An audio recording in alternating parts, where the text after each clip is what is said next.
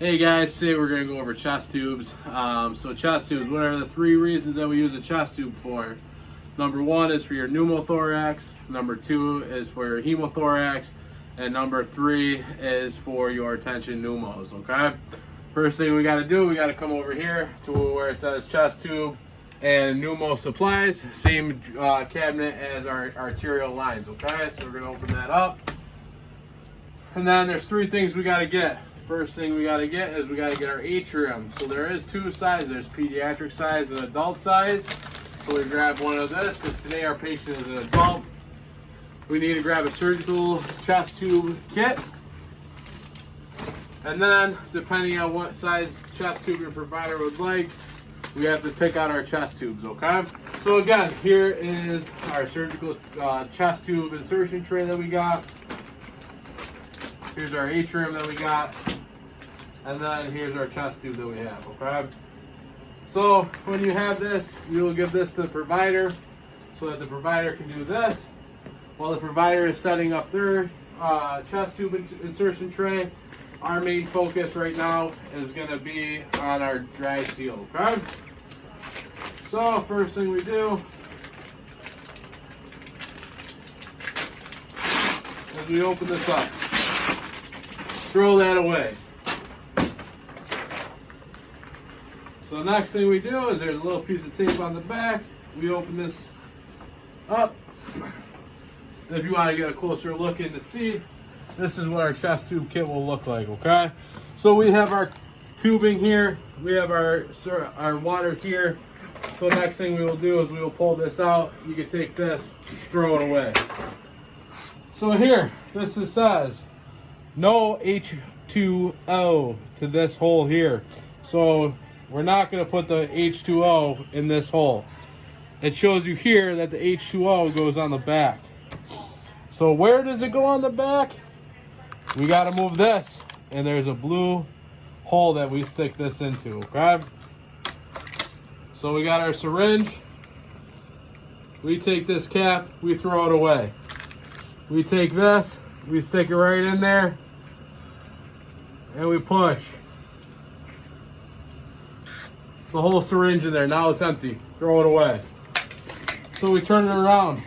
Now the water is filled right up here, okay? So we can turn it this way. We'll take our hose.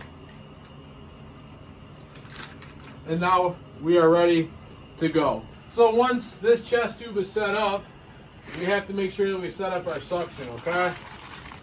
So you take your long suction cord, open it up, throw that away.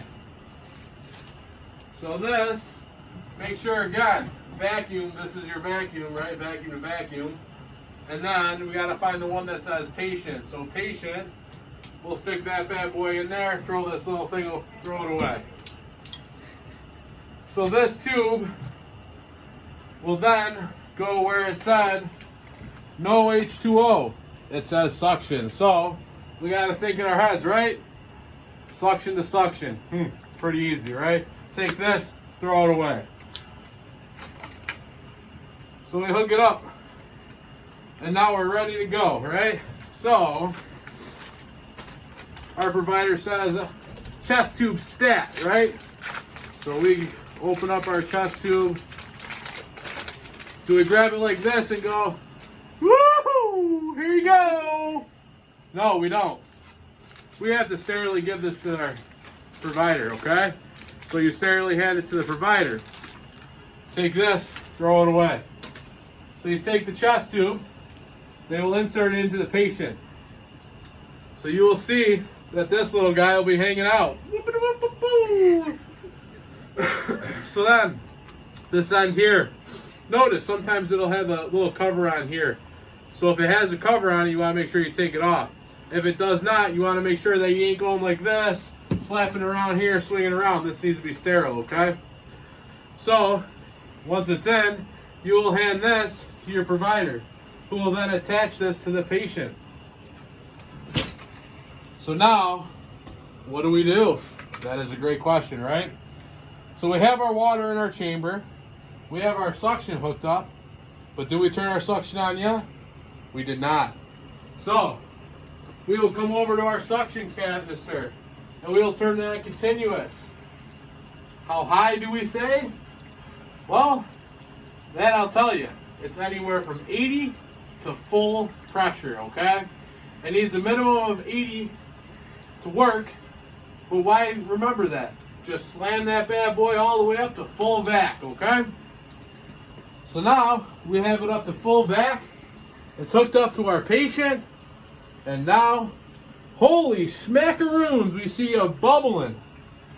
What do? Well, that means we have an air leak somewhere. So we got to start from our patient, and it says, oh, okay. So it's still in there. This is still hooked up. Oh, we got the bubbling to stop. I must have found where the air leak was. If you see vigorous bubbling in this hole, in this canister, it means we have an air leak, okay? This here is your -20. It automatically comes out set at -20. This is the pressure in the chest cavity. So no matter how high you turn that suction canister up, this bad boy will only suck at -20. You want to see this accordion come out to this triangle. That means you have suction. So now we have this little ball here. This little ball should go up and down when the patient takes a breath, okay? So we've covered everything now except this over here. What do we think this is, guys? You're right. This is where all the fluid goes, okay? So just to recap all we did, okay? So we grabbed out of our cupboard, we grabbed 3 things. We grabbed our chest tube, our atrium, and our surgical tray for our provider. Next, we set up our chest tube. We hooked the top up to suction and turned it all the way up. We put the water in the back, and we attached to our patient. So, now, when we put this in, we get an initial rush of 1,500 cc's into our chest tube. And we have another 100 cc's all over the floor. What do? Do we panic? Not in this ED, we don't. We call for blood. So anytime you have an initial output of 1,500 cc's or greater, we need a call for a mass transfusion protocol, okay? When we're inserting these, our patients need to be on the full cardiac monitor. They need to be on a pulmonary O2 monitor. They should be getting 2 large bore IVs, okay? Say that we knocked this over and we picked it up and now all the fluid's all messed up. Well, it's as simple as 1, 2, 3. We're going to show you how to change it when we come back. So we took before Sally Joe dumped it, and now we got fluid everywhere. Well, that's no bueno. So what we're going to do is we're going to turn the suction off. We're going to disconnect this suction here. In here, there's a little push button. We're just going to push and pull. Then this, see you later. We get a new one. Put the new one here. How do we set it up? Just like before. The water goes in the back, suction on top. You take the old tube off, and the one that's your patient slides in like butter. So then, we need to get our suction again. We put our suction on top. And we turn on. And we're back to working, okay? So now, some things that can go wrong. If you see your patient come walking up to you like this, and their chest tube's hanging down over there, and their chest tube's hanging out of their side, what do? Do we panic? No, we don't panic in this ED. So you take the end of this, and you stick it into the sterile water, okay? This will close the seal. That's how you fix that problem. Next problem that you might occur is if you see this whole thing just flailing around. The patient's on a horseback riding trip with a rodeo, and he's got an open wound right over here. So what do? We get a Vaseline dressing. We get a 4x4 dressing. We put it on there. We tape 3 sides, and now we've got it. We call that provider to come down, put a new one in, right? Okay.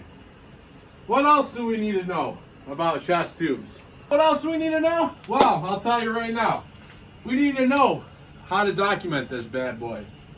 So, when we first put it in, we need to say what side it's put in, what our initial output was, what size tube we used, and what type of suture we used. Next, we should be assessing the site for crepitus, for any drainage.